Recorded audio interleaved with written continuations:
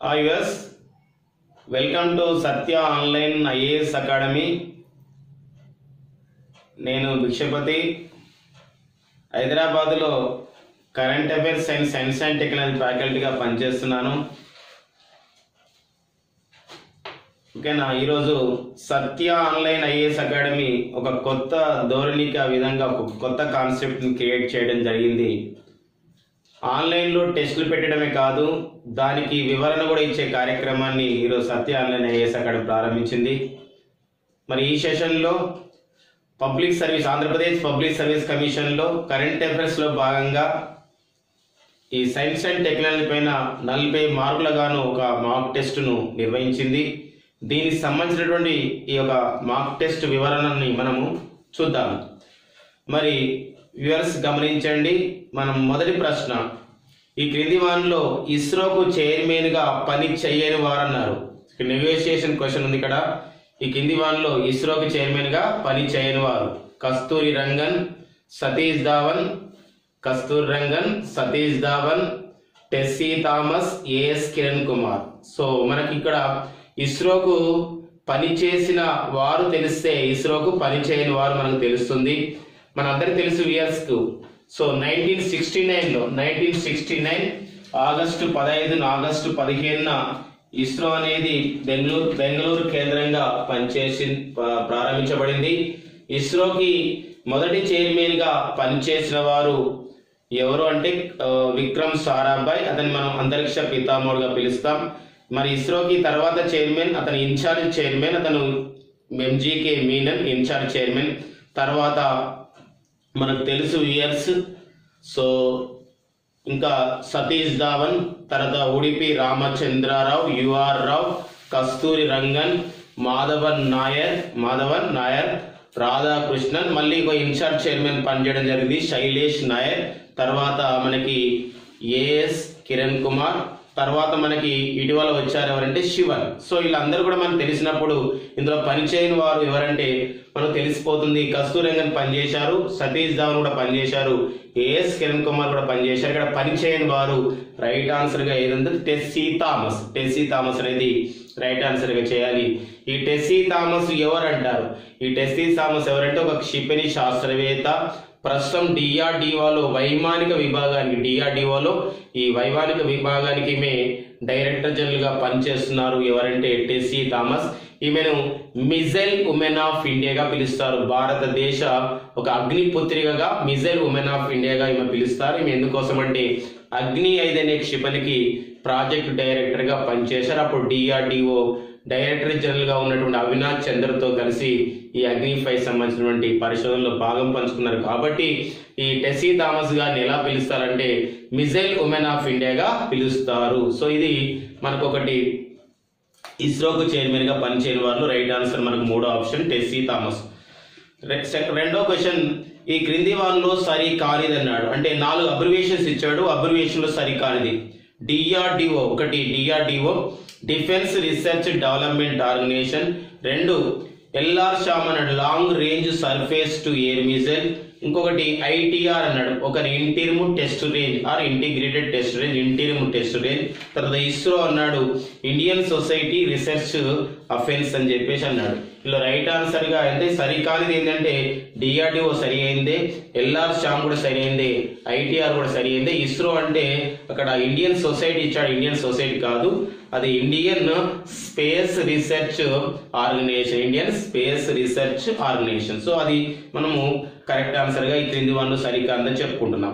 ఇక తర్వాత 3వ క్వశ్చన్ మీరు గమనించినట్లయితే ఈరోజు క్రింది వానిలో ఖండాంతర క్షిపణి ఏదన్నాడు. కింది వానిలో ఖండాంతర క్షిపణి ఏది అంటే ఖండాంతర క్షిపణి అంటే ఇక్కడ ఐసీబీఎం టైప్ ఆఫ్ మిసైల్ అంటారు, ఇంటర్ కాంటినెంటల్ బ్యాలిస్టిక్ మిసైల్. చాలా దూరాన్ని ఆ విధంగా అంటే అవసరమైతే ఒక ఖండం నుండి మరొక ఖండానికి వెళ్ళడం, చాలా దూరానికి ఆ విధంగా ఇది ప్రయాణించడం, సుమారు 5000 కిలోమీటర్ల లక్ష్యాలను కూడా ఛేదించే వాటి క్షిపణులు మనం ఖండాంతర క్షిపణులు అంటాం, ఇంటర్ కాంటినెంటల్ బ్యాలిస్టిక్ మిసైల్స్ అంటాం. మరి ఇలా ఈ కింది వాళ్ళలో ఖండాంతర క్షిపణి ఏది ఇక్కడ చూసినట్లయితే ఎంఆర్ షామ్ అంటారు. ఈ మిడిల్ రేంజ్ లేదా medium range surface to air missile. ఇది దీని యొక్క ఎంఆర్ షామ్ యొక్క ఇక్కడ వేగం ఎంత ఉంటుందంటే ఓకేనా. దీని లక్ష్యం ఎంత ఉంటుంది, ఒక 90 కిలోమీటర్ వరకు వెళ్తుంది.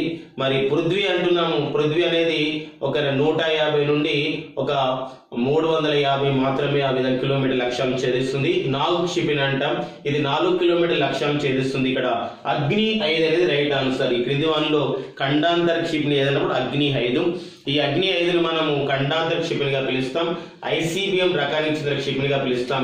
ఇంటర్ కాంటినెంటల్ బ్యాలిస్టిక్ మిజైల్ అంటాం. ఇంటర్ కాంటినెంటల్ బ్యాలిస్టిక్ మిజైల్ గా ఈ ICBM అంటాం. దీని యొక్క దూరము ఎంత దూరం లక్ష్యాలను ఛేదిస్తుంది అగ్ని 5 అంటే 5000 నుండి 5500 కిలోమీటర్ లక్ష్యాలను కూడా ఛేదిస్తుంది.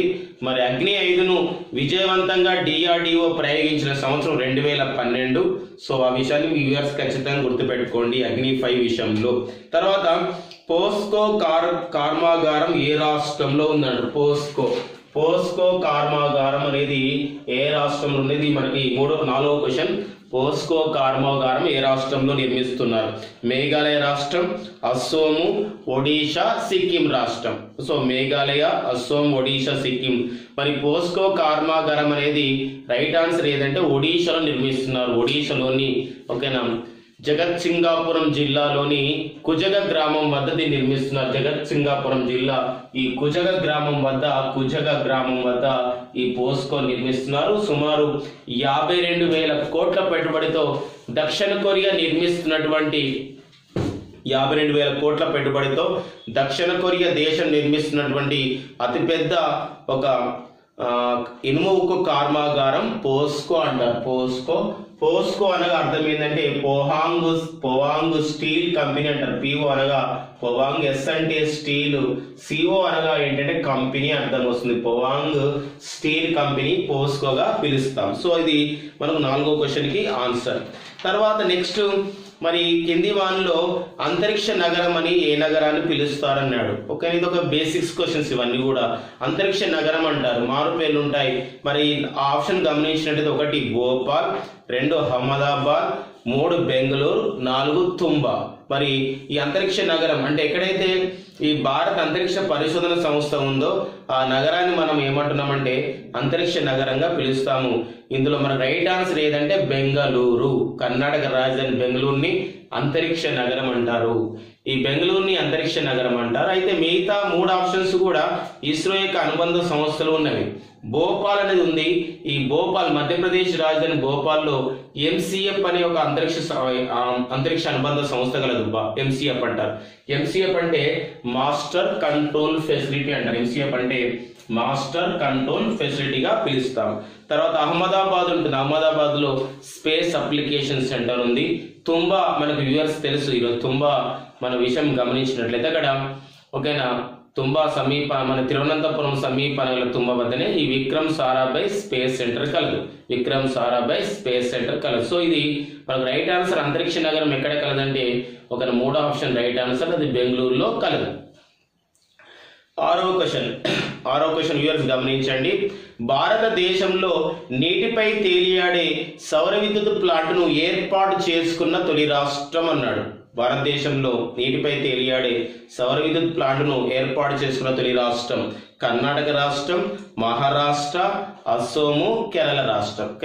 ఇక్కడ మీరు చూస్తే ఇక్కడ రైట్ ఆన్సర్ ఏంటంటే ఇది కేరళలో ఏర్పాటు చేశారు. 4వ ఆప్షన్ రైట్ ఆన్సర్. ఇక్కడ నీటిపై తేలియాడే సౌర విద్యుత్ ప్లాంట్ కేరళలో ఏర్పాటు చేశారు. కేరళలోని ఈ వయనాడ్ ప్రాంతం, కేరళలోని వయనాడ్ ప్రాంతంలో ఈ నీటిపై తేలియాడే సౌర విద్యుత్ ప్లాంట్ ని ఏర్పాటు చేయడం జరిగింది. సో ఇది సౌర విద్యుత్ విషయంలో. కేరళ అనే అంశం వచ్చినప్పుడు మరో అంశాన్ని గమనించండి. భారతదేశంలో కాదు ప్రపంచంలోనే తొలి సౌర విద్యుత్తో నడిచే ఒక విమానాశ్రయాన్ని ఏర్పాటు చేసుకున్నటువంటి తొలి నగరం కూడా ఈరోజు కేరళలో ఉంది. కేరళలోని కొచ్చి అంతర్జాతీయ విమానాశ్రయం ప్రపంచంలోనే తొలి సౌరయుత విమానాశ్రయం. ఇటీవల కాలంలో ఐక్యరాజ్యసమితి అనుబంధ సంస్థ యునైటెడ్ నేషన్స్ ఎన్విరాన్మెంట్ ప్రోగ్రామ్ అనే సంస్థ కూడా దీనికి ఒక క్వాలిటీ సర్టిఫికేట్ ని, నాణ్యత పత్రాన్ని కూడా ఇవ్వడం జరిగింది. సో ఆ అంశాన్ని మనం గమనించాలి.